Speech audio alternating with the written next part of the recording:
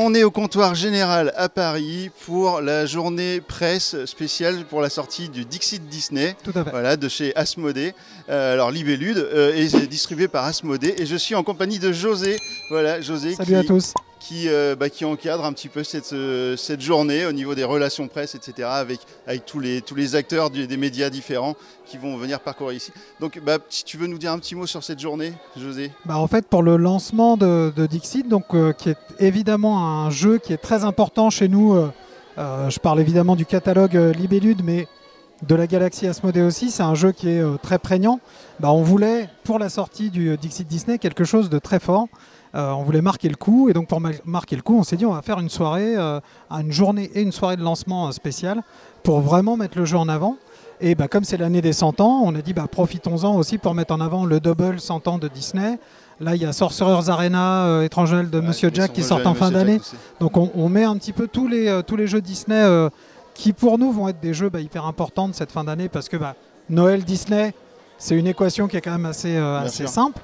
Et donc l'idée c'était vraiment ça, on fait une grande journée presse et influence, on vous fait venir tous, j'en profite pour dire bonjour parce que derrière la caméra il se passe plein de choses. Il y a des gens qui se passent. Il y a plein de gens qui passent. L'idée c'était que vous puissiez un petit peu découvrir le jeu, puis l'idée c'est aussi de dire merci.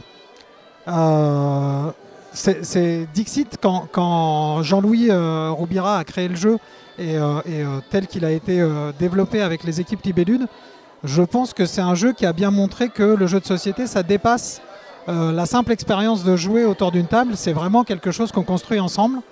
Et on s'est dit, pour nous, la meilleure manière de représenter ça, c'est de faire un événement où on va pouvoir se retrouver, on va pouvoir jouer ensemble, on va pouvoir, au-delà de jouer ensemble, parce que profiter du moment de c'est bientôt Noël, il y a Dixit Disney qui sort et on est content de pouvoir être là un peu tous autour de cette sortie. C'est vrai qu'on est encore un peu dans l'ambiance de l'été et en fait c'est vrai qu'on est bientôt à Noël. Nous en distribution, je peux te dire qu'on est déjà complètement à Noël.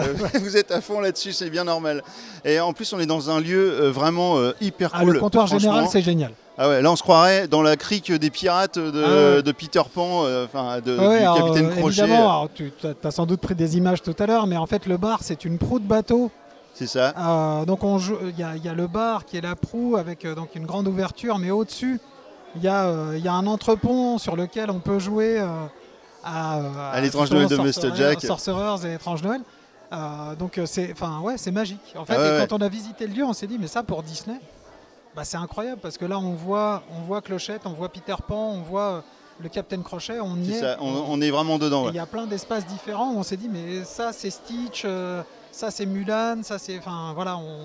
Alors que c'est un seul espace, c'est trois étages, mais c'est finalement un espace qui réunit un peu tout ça. C'est ça. Donc on s'est dit voilà, c'est cet espace-là. Oui, parce qu'en fait vous n'avez même pas retouché la déco, à part tous les petits... on a rajouté... en fait on voulait garder l'âme du lieu aussi. Ouais, mais c'est très bien. Il y a ce côté aussi un petit peu industriel sur les murs, sur le bois, qu'on trouve hyper intéressant, parce que ça ramène aussi vers quelque chose... un peu new-yorkais, on va dire un peu parisien, mais quelque chose de très moderne, de très contemporain. Et donc c'était aussi le fait de dire mettre Disney dans le contemporain, il n'y a pas plus contemporain que Disney, mais cette grande verticale de 100 ans de Disney, là c'est pour nous hyper bien représenté. N'hésite pas à te rapprocher de moi. Ah oui, tu sors du cadre. Je m'éloigne. En plus, c'est vrai que le lieu est magnifique, mais par contre ça manque un petit peu de lumière. Ouais, alors la lumière c'est pas. Et du coup, pour faire des petites vidéos, pour essayer de bien nous voir, alors peut-être c'est un petit peu sombre, mais c'est pas grave. Le principal c'est de parler de Dixit Disney et puis des jeux qui vont arriver là pour cette fin d'année, qui vont sortir très bientôt. Alors il y a notamment on attend tous, franchement, les Aventuriers du Rail Legacy. Je crois qu'il y a peut-être que moi qui l'attends, remarque. Mais alors, donc ça sort quand? Alors ça sort en novembre. En novembre. Il va falloir patienter un tout petit peu les joueurs, les familles évidemment, parce que c'est un Aventurier du Rail, donc toute la famille peut y jouer. C'est un Legacy, donc évidemment ça va être quelque part un petit peu plus facile pour les joueurs, pour les habitués. Ouais. Mais justement là c'était aussi un jeu d'apprentissage, c'est-à-dire pour le grand public, apprendre ce qu'est le Legacy. Et pouvoir découvrir un petit peu ce système de jeu qui est quand même très particulier, le jeu en campagne, le jeu qui se poursuit dans le temps comme ça, c'est quelque chose qu'on n'a pas forcément toujours l'occasion de faire. Et là, quand il va arriver, pour nous, clairement, effectivement, c'est le cadeau de Noël qu'on va tous se faire. Hein. En réalité, oui, c'est clair. Et puis, en plus, je sais, il y a déjà des gens qui ont pu le tester. Bien sûr. Et on était à Valmeignier, au sommet des Jeux, et il y avait Monsieur François, il y avait Marie, qui le soir se retrouvaient dans les chambres pour jouer aux Aventuriers du Rail, pour faire la campagne. Ils l'ont fini. Hein. Alors d'après, ils nous ont rien spoilé, mais a priori, c'est extraordinaire. Alors, moi, c'est ce que j'ai ressenti. Ma femme me disait, bon, tu t'emballes beaucoup quand même parce que, évidemment, à la maison, on joue énormément à tout.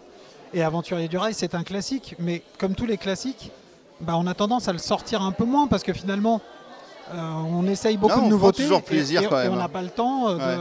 Et effectivement, ça fait plaisir de le ressortir, mais il ressort trop peu souvent. Et là, avec Aventurier du Rail Legacy, on se disait, est-ce qu'on va le ressortir autant? Et dès qu'on a ouvert la boîte à la maison, parce que moi, évidemment, je l'ai testé au travail, puis je l'ai amené pour qu'on y joue en famille. Bon, là, toute la famille était d'accord, hein, il n'y avait plus de questions. On a bouclé une autre campagne Legacy d'un autre jeu qu'on a fini là récemment. Bon, là, on sait qu'on va jouer sur le mois qui vient aux Aventuriers du Rail. C'est l'avantage de Disney, de Dixit en général et des Aventuriers du Rail, c'est qu'en fait, on se souvient toujours des règles. Bien sûr. Voilà, donc en fait, même si on le sort 6 mois après, on joue tout de suite. En fait, on n'a pas besoin de se remettre une demi-heure dans la règle. C'est des jeux simples qu'on n'oublie pas. En fait, là, la difficulté qu'on va avoir, si vraiment on met trop de temps entre les parties, c'est de se rappeler sur quelle stratégie on était. Ce qui n'est pas très grave. Parce qu'en fait, chaque scénario amenant sa petite part de nouveauté, on peut changer de stratégie au fur et à mesure. C'est pas un souci. Mais effectivement, nous, on a aimé enchaîner comme ça pour rester sur une espèce de dynamique. Mais après, les gens consommeront bien comme ils veulent toujours le jeu, soit en picorant de temps en temps, soit en y allant à fond. Moi, je suis à 3 campagnes en parallèle. Après, vous faites bien comme vous voulez. Bon courage à vous. Donc j'espère qu'on pourra vous le présenter bientôt. Normalement, les envois, c'est en cours là. Donc, super. Donc on pourra vous le présenter bientôt. Et il y a Spellbook. Oui. Qui sort, qui est un superbe jeu. Franchement, là, on a fait tous les tests et on est prêt à sortir une vidéo là-dessus. C'est super. Alors en plus, je parlais de Valmeignier. Je l'ai découvert au final à Valmeignier. Alors je l'avais déjà vu en prototype à Cannes, je crois. Là, c'est Monsieur François qui nous l'a expliqué, parce qu'ils avaient une boîte en anglais à Valmeignier. Il nous a expliqué comment découvrir mieux un jeu qu'avec Monsieur François. Bien sûr. Franchement, c'était un grand moment, ça restera gravé. Et puis, alors, qu'est-ce qu'il y a d'autre il y a Perspective qui va sortir aussi le jeu d'enquête chez Space Cowboys. Je veux pas vous le vendre parce que moi, ça m'a fait un grand choc, Perspective. Vraiment, ça m'a rappelé le choc que m'avait fait Unlock quand je l'ai découvert. Parce que moi, je suis très amateur d'escape et de jeux d'enquête en général. Donc la découverte de Unlock m'a vraiment fait un choc en me disant c'est bon, je peux le faire n'importe où du coup. Le seul autre choc que j'ai eu comme ça, c'est sur les jeux d'enquête, on va dire temps réel. Dossier criminel, là qu'on sort, on en a 4 qui sortent là incessamment sous peu, ou qui viennent de sortir, pardon, je vous dis une bêtise. Ça m'a vraiment fait ça, c'est-à-dire ouvrir une enveloppe et tout à coup avoir les photos, les rapports du légiste. En termes d'immersion, c'est incroyable. C'est vraiment quelque chose que j'avais très peu ressenti. Et là, dans Perspective, ça m'a fait ça aussi. Ce côté où c'est un coopératif, mais comme chacun y va de sa perspective, tout le monde est hyper participant. Donc il y a une vraie implication de toute l'équipe. Je l'ai vu à PEL, celui-là. Et du coup, en fait, chaque joueur va donner des informations un peu différentes. Parce qu'on va avoir des images qui correspondent aussi bien à des caméras, je crois, c'est ça, qui ont pris des images à des moments différents de la journée. Et on va essayer de retrouver comme ça un petit peu, de remonter ça va être le des fil caméras, du temps. ça va être des angles de vue, ça va être plein de choses qui changent et qui font qu'effectivement, ton image n'est pas la même que la mienne. Voilà, c'est peut-être sur la mienne, je vais avoir une fenêtre cassée, pas toi, etc. Et ton information va compléter la mienne, comme la mienne la tienne. Et en fait, à nous deux, on va réussir à avoir la totalité, ou à nous 4, à avoir la totalité de l'information. Et en fait, c'est ça, c'est comment créer un moteur de jeu qui fait que réellement, on joue tous ensemble. Et on a déjà même la première aventure sur la boîte. Oui. Complètement, le tour de boîte. Ça, c'est cool. Ouais. Voilà, même avant de commencer les premières enveloppes, vous pouvez déjà jouer avec la boîte. C'est quand même génial. Absolument. Et puis, il y a aussi un jeu, j'ai plus le nom, avec un parc d'attractions dans lequel on fait des enchères, où on fait des échanges. C'est Waterfall Park. Waterfall Park. Qui arrive chez Repoprod. Ça, pareil. Un très bon jeu de fin d'année. Enfin, voilà, il va sans doute parler. Alors attention, méfiez-vous. sur la couverture, vous aurez l'impression que c'est un jeu familial. Tout le monde peut y jouer, mais c'est un jeu de négociation, où tout se négocie. Donc comme tous les jeux de négociation, il y aura forcément peut-être des petits pleurs de vos enfants si jamais, si jamais vous êtes trop sec en négociation et que vraiment vous les escroquez. Bon, après c'est vous qui gérez. Hein. Je vais demander à prévoir un paquet de mouchoirs. Ouais, peut-être ça peut être bien. Non, mais c'est vrai qu'il faut faire attention. Ouais. Les jeux où on négocie tout, moi j'adore cette partie-là. Et là c'est vraiment ça, tu négocies vraiment tout. Et du coup il y a une liberté de jeu qui est incroyable. Donc ouais, je recommande vivement. Alors là il n'y aura plus beaucoup de festivals où les essayer. Donc si vous les avez ratés, faudra évidemment regarder tout le contenu des créateurs qui vont pouvoir vous présenter ça pour vous faire une idée si c'est pour vous ou pas. Mais essayez-le, faites-vous votre idée parce que vraiment c'est des expériences de jeu en ce moment. Il y a beaucoup de créativité, beaucoup de nouveautés. Je trouve ça hyper enthousiasmant. Là, mais sur la chaîne, vous pouvez retrouver tout un tas de vidéos, de jeux de chez vous. Dernièrement, il y a eu Marvel Zombie. Voilà, Marvel Zombie. Très bon choix. Hein, très bon choix, Marvel. Ah oui, Marvel Zombie, c'est quand même... Alors pour moi, d'ailleurs, c'est ce que je dis dans les avis, c'est que c'est un des meilleurs zombicides auxquels j'ai joué. On est d'accord. Parce qu'on inverse le processus. Ouais. Et du coup, forcément, ça donne... voilà, avec le tout premier zombicide et celui-là, c'est magique. Jouer des héros zombies et à un moment ne pas réussir à résister à sa propre faim et donc peut-être manger les gens que t'es venu sauver. Manger les gens, c'est quand même génial. C'est extraordinaire, je suis d'accord. Pour chasser les citoyens, j'ai trouvé ça absolument génial. Et aussi, il y avait Marvel Zombie, la résistance des héros, tout à fait. Qui est une version plus light, mais qui est aussi plus abordable en termes de prix et qui permet de jouer à Zombicide. Et au final, au début, j'étais un peu, moi qui aime les figurines, j'étais un peu sceptique quand j'ai ouvert la boîte. Et au final, quand on joue, on le ressent pas vraiment. On le ressent pas, parce que les héros que l'on a, alors pour le coup, c'est des héros humains, enfin des super-héros, mais qui sont pas zombies. Et là, on joue contre des zombies, notamment contre des héros zombies, des super-héros zombies. Et en fait, nous, tout ce qui est super-héros, c'est des figurines et on va dire les walkers, parce que je sais plus comment ça s'appelle dans cette version-là, mais les runners, etc., sont des standees. C'est des standees, ouais. En fait, l'idée, c'était surtout comme Zombicide, il y a plein de gens qui y jouent déjà, et même du grand public. Hein, c'est vraiment un jeu que beaucoup de gens jouent. On voulait aussi permettre de jouer à Zombicide sans que ça devienne trop lourd. C'est-à-dire que l'investissement, on sait qu'il est assez conséquent sur des jeux comme ça. Donc on voulait trouver une solution pour descendre le prix, pour le rendre encore plus accessible. Ouais. Et en fait, comme la trame, alors en plus moi qui suis très amateur de comics, la trame Marvel Zombies, j'adore. Et elle a été très respectée dans le Zombicide, enfin dans le Marvel Zombies. Là, pour nous, il y a une vraie adéquation entre le travail évidemment d'éditeur de Cool Mini, qui est comme toujours extrêmement pointilleux, très poussé. Ouais, très belle édition. Ouais, c'est vraiment un travail de perfectionniste, comme tous les éditeurs et studios qu'on défend, qui ont toujours un niveau d'exigence qui est très élevé. Mais en plus, on trouvait que c'était une vraie belle démarche de dire on a entendu. On a entendu le marché, on sait que au niveau des figurines, on peut faire un effort pour rendre le jeu accessible. Et on le fait. Et là, Cool Mini, on était... puis on a les principales en fait. C'est vrai qu'avoir des standees de ces super-héros, ça aurait peut-être été un peu frustrant, mais là on les a, les figurines des super-héros. Donc ça se passe très bien et c'est vraiment une belle édition. Vous êtes aussi distributeur des jeux en version française de Awaken Realms. Oui, tout à fait. Donc ça c'est du lourd, c'est du gros. Il y a Etherfield qui est sorti déjà, qui est disponible. ISS Vanguard bientôt. Alors justement, j'allais te demander quand sortira ISS Vanguard. Normalement, on est sur novembre. Mais j'ai pas une date, en dur à vous donner parce qu'on avait des petits retards de production. Donc je te tiendrai au courant et tu pourras le dire à la communauté dès que c'est arrivé.